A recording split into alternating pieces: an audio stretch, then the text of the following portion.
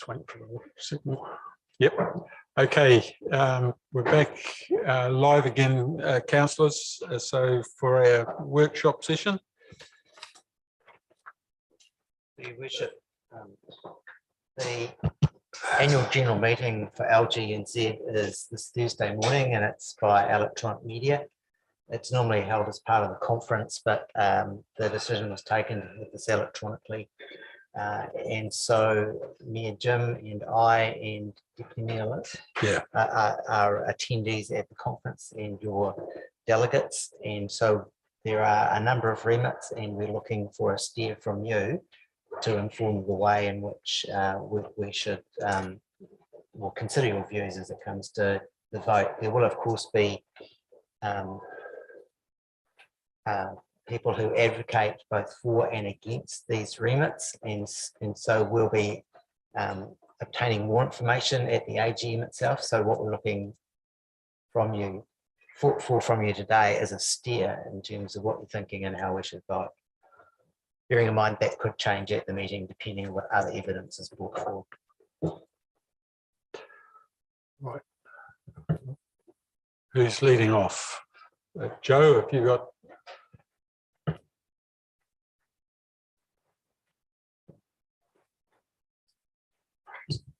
Good afternoon. So I'll just start off carrying on the introduction from Gary, just in terms of just to let you know just a bit more about how the annual general meeting works in terms of Waipa has 3 votes. We can have 4 delegates. The presiding delegate is the mayor, and he goes down and votes on behalf of the council. So that's, or not goes down, it's virtual this time, sorry. So that's how this will work this time. In terms of the documents, in terms of the remits, you will have those in diligent in your workshop folder, which will include the staff comment on the proposed remit, as well as the full remits are in that workshop folder, just so you can follow that through. So I will hand over to Brian for the first remit on transport. Thank you, Joe. So that first remit, should the central government fully and permanently fund free public transport for students, community service card holders, under 25s, and total mobility card holders and their support people. So I note that point there, that it's really critical. While it calls on central government to fully fund permanently, we know when they have extended half-price fares and helped us out through COVID, that the council's rate input has not lessened, and if the service is being used more and there's not the fare box revenue, then it is possible for council's share to still go up. So it's all around the words and how that policy would be put forward and how it would be funded by the government. That's key to make sure that it doesn't balloon out to be a much higher cost for ratepayers.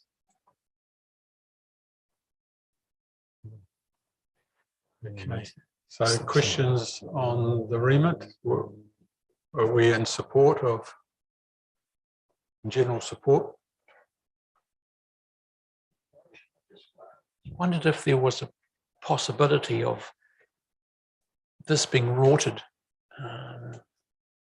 You know, they've got, you know, total mobility card holders and their support people, and I know there's a bit of a card swapping goes on over in Hamilton from some people who live close by, and yeah, I'm not too sure whether I think it would work or not. Yeah, so that, I guess the total mobility people particularly, they've often got the total mobility card because they can't use a bus service. So for whatever reason, it could be physical or mental issues. That means they can't use the bus service, so they use the supported taxi service. And sometimes, yes, their carers have to travel with them. That's the only way they can travel. Their mobility card, I think it has a photograph and everything on it to try and stop that fraud. So there could be ways of dealing with it. Just a comment that I've got really is, we need to be clear that this isn't a free service. It's taxpayer funded service, or tax or ratepayer funded, because there's a cost to this And I think that needs to be really clear.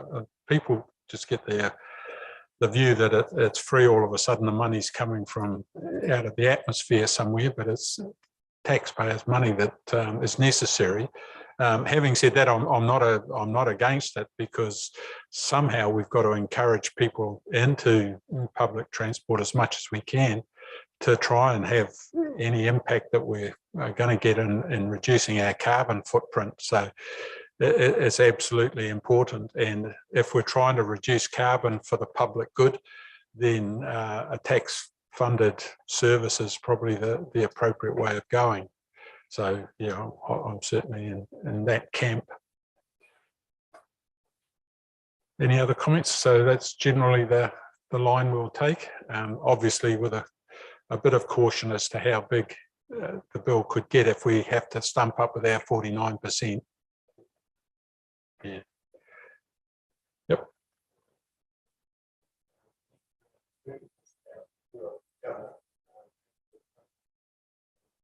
Sorry about that. So the next remit is that local government call for an independent review of the way government through Waka Kotahi fund transport investments.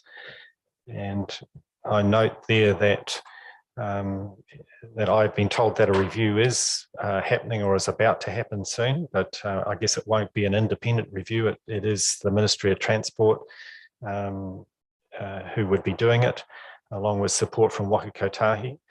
And that review is necessary because as electric vehicles, increasingly, make up a bigger part of the fleet, and petrol taxes, vehicles are more efficient, that there is, and this need to, minimize, that carbon emissions and everything. There will be strong signals the other way to reduce private car travel. So the tax take from those mechanisms is likely to reduce. So there is a need for a review of how funding is done, including the likes of congestion charges in major cities and the like. So that is underway. So really it is around what would be the value of it being an independent review outside of the Ministry of Transport doing it. I guess would be looking at international research and what other countries are doing in terms of funding transport systems, and hence, there's certainly a need to support a review, but perhaps not independent. Yeah, clear. I mean, I thought it was a good idea to insist on the independence, because if it is just the Ministry of Transport or Waka Kotahi, they might not take a broad enough view. They might be a bit predetermined in what solutions they might like to see. So I do think it's a good idea to be, and I'm sure they're already thinking about it, what they're going to do. So I think it's a good move to say that LGNZ would like it to be independent. Yeah. Thanks, Claire. Okay, there's Lou, sorry. Thank you, Your Worship. Just quietly, I tend to agree with the fact that I worry about the funding, and I do agree with the independence of this review, because at this current point in time, we're seeing 25 cents taken off the petrol, and it's notable that Waka Kotahi is actually very short of funds all of a sudden, and we're seeing this limitations coming through. So we're going to have to look at this whole funding model to retain our infrastructure for transport. It's going into the future, and that's why I think it has to go away from Waka Kotahi and away from an internal review. I think it needs to be looked at it in a wider picture. Okay, so we support the independent review. It's the general feeling based on the information we've got at the moment. Thank you for that. Remit 3. Yeah, so illegal street racing. So we know, particularly through COVID, it has been an increasing problem around the country. So it's not surprising that local government everywhere like Waipa is dealing with this issue and wanting better solutions. So we can support that remit, but being mindful that the police are the agency with the right skills and tools to enforce the laws, and so just changing the law without police resourcing to deal with the problem is unlikely to make much of an impact. Thanks, Brian. Susan, Just quick question. When we say illegal street racing and antisocial behaviour associated with that, does that include the burnouts and everything? Because street racing in and of itself is a bit different. That tends to have taken place in, obviously they're doing races.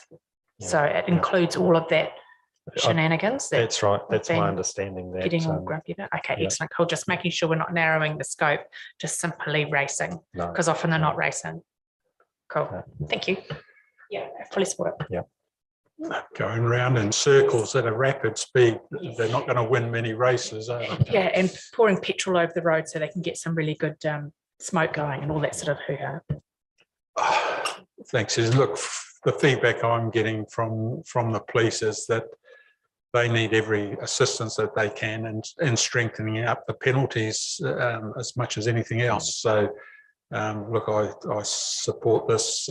We've got to try and look after our residents, I suppose, in particular, living right alongside the favoured spots, but all of us are at risk if we're out there driving. So, yeah, the police are certainly supportive of getting any help we can give them. So, you know, I'm in favour of this one as well. Yep. Item 4, bylaw infringements. Kia ora koutou. So Remit 4 is about bylaw infringements, and it is to for LGNZ to lobby government to implement an infringement notice regime for general bylaws. So the staff recommendation is to support this remit. There's been a recognised gap in the enforcement ability for bylaws, and that's basically due to the regulation powers of the Minister under the Local Government Act. So supporting this remit might go some way to be able to get legislative change to enable us to be able to issue infringement notices for general bylaws. Okay. Any comments or questions? Everyone's comfortable with that, Henry? How does Carl feel about that? I presume you'd be the guy issuing a thumbs up. Well, I'm all for it then. After his worship, yeah, we often struggle with enforcement related approaches when it comes to bylaw stuff. So any other options in that space would be supported. Okay, so we're happy to go with that as in the affirmative. And the next one, Remit 5, density and proximity of vaping retailers. Yes, Your Worship, staff have provided some comments in this space, but probably leaning towards supporting the remit. It's not a space that council operationally is involved in to any extent. So a person who wants to set up a store selling vaping products or anything of that nature doesn't go through any specific process with us. So we don't have any real hard evidence of how many are actually involved in that industry. We can see the ones that are selling just those products, and we've got a rough idea where those are. But when you move out into other businesses that are selling them as a side, we sort of don't have that level of detail. But there are some laws in place. We don't administer those at this stage. But the mere suggestion from another council that this is an issue that is worth pursuing probably indicates that there is concern in Waipa. It's just not coming to us through the current channels. It's going to other channels. So the latest data seems to suggest there isn't a harm associated with the activity. And I guess that's where we need to come from.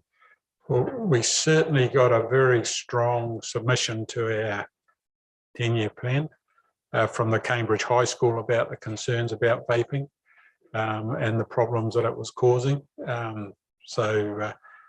Yeah, look, I'm certainly no expert on it, but it would get back a little bit to the enforcement of the bylaw side of things as well, I suppose, because it would become a bylaw issue if they change the law in terms of where they can operate. So we'd probably have to set up a bylaw of something of that nature. Yeah, it's one of those situations where vaping was introduced to try and help get the smoke-free New Zealand as quickly as possible, and it's had unintended consequences. So yeah, just generally how people feel is another mandate I suppose we're going to have to enforce. But yeah, Mike. Yeah, just a question through your worship, just a question around this. I guess I'm pretty disappointed that it doesn't go a lot further. Is it possible, and it's not part of this, is it possible for something like this to be like the Liquor Licensing Act, where actually you have to apply and be approved? Is that something maybe outside of this that, because I'm assuming we can't change this, we just have to agree or disagree with it. But it doesn't change too much apart from the age, etc., etc. But and 18-year-olds, of course, are still at school, if they're in their last year at school. But is it possible for government to change legislation around that? And is that something we should be looking at pursuing individually as a council or taking to the next LGA meeting?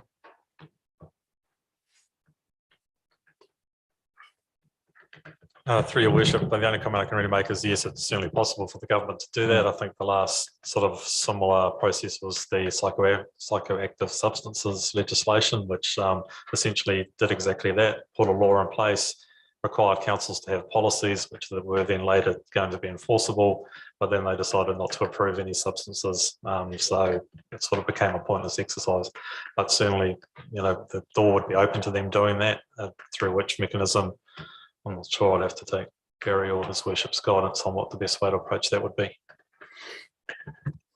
Yeah, I'd just like some feedback from you folk on that, because it's an absolute scourge. I was only talking to John McDonnell the other day on this, and he said the disruption at the school level, because these kids need their fix and they're getting agitated and anxiety and stress and all the antisocial behaviour it causes to that class environment, teacher environment and student learning and well-being is immense, and I'm disappointed this doesn't go nearly far enough. Yeah, so Mike, in terms of a comment that I can make is that I can bring that up at a national council meeting, that it's an issue that whilst we support the remit, we don't think it goes far enough. And there is, I was going to say, conflicting advice out there still. There's a view that vaping does help people wean themselves off smoking if that's what they want to use it for.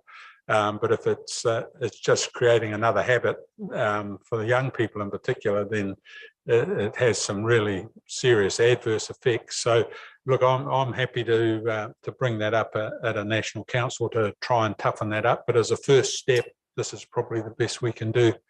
And certainly this year, because the remits are already in.